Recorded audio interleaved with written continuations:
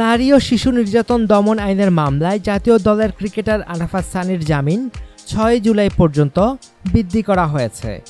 বুধবার ঢাকা মহানগর দায়রা জজ আদালতের বিচারক হাসান মোল্লা এ আদেশ দেন। আদেশে জামিন আগামী ৬ জুলাই পর্যন্ত বৃদ্ধি করেন এবং মামলাটি সমঝোতা করার জন্য পরামর্শ দেন। এই মামলায় আজ পর্যন্ত জামিনে ছিলেন সানি। এদিন নাসরিন সুলতানা আদালতে সানির জামিনের বিরোধিতা করে কান্নাজড়িত কণ্ঠে বলেন, আরাফাত সানি জামিন নিয়ে যাওয়ার পর থেকে আমার সঙ্গে যোগাযোগ করছে না। তাকে ফোন দিলে সে ফোন রিসিভ করছে না। এরপর একদিন আমি তার বাসায় গেলে তার মা নার্গিস আক্তার আমাকে মারধর করে। সে আমার সঙ্গে একটি দিনও কাটাচ্ছে না। নাসরিন সুলতানা আরও বলেন, আরাফাত সানির আগে বিয়ে হয়েছিল সেটা আমি জানতাম না। সেখানে নাকি তার একটি বাচ্চাও আছে। তার সঙ্গে যখন আমি দেশের বাইরে ঘুরতে যাই তখন তার পাসপোর্টে অবিবাহিত লেখা ছিল। সে আমাকে ধোঁকা দিয়েছে।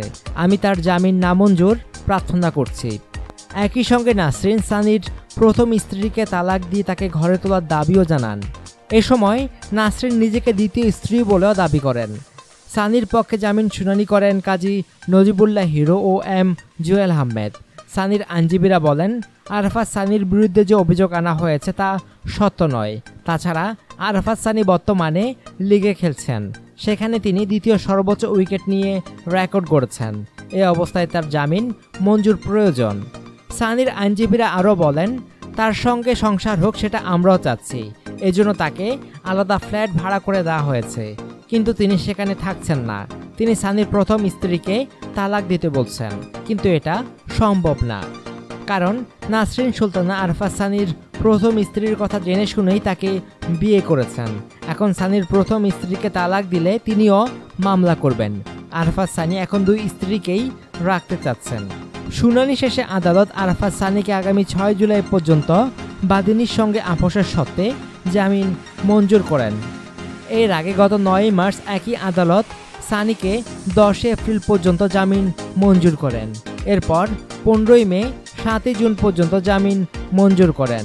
গত ১ ফেব্রুয়ারি ঢাকার ৪ নম্বর নারী ও শিশু নির্যাতন দমন ট্রাইব্যুনালে মামলাটি করেন সানির স্ত্রী নাসরিন সুলতানা। মামলার সূত্রে বলা হয়, ৭ বছর আগে পরিচয় সূত্র ধরে ঘনিষ্ঠতা হয়। এক পর্যায়ে তারা দুজনকে ভালোবাসেন। ২০১৪ সালের ৪ ডিসেম্বর অভিভাবকদের না জানিয়ে তারা বিয়ে করেন। কিন্তু বিয়ের ৩ বছর পর সানি দুই পরিবারের সঙ্গে আলোচনা করে নাসরিন সুলতানাকে আনুষ্ঠানিকভাবে ঘরে তুলে নেননি। বারবার এ বিষয়ে চাপ দিলে তিনি কালক্ষেপণ করতে থাকেন। এরপর আরাফাত সানির বিরুদ্ধে নাসরিন সুলতানা নারী নির্যাতন মামলা ছাড়াও যৌতুক আইনে একটি মামলা করেন এবং তথ্য প্রযুক্তি আইনে আরেকটি মামলা দায়ের করেছেন। ওই মামলায় গত ২২ মার্চ আদালতে চার্জশিট দাখিল করেছে পুলিশ।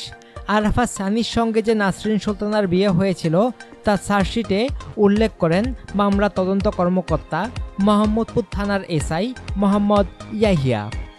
অনুগ্রহপূর্বক সংবাদটি শেয়ার করুন এবং খেলাধুলার সর্বশেষ খবর জানতে স্পোর্টস লাইট সাবস্ক্রাইব করে রাখুন। ধন্যবাদ।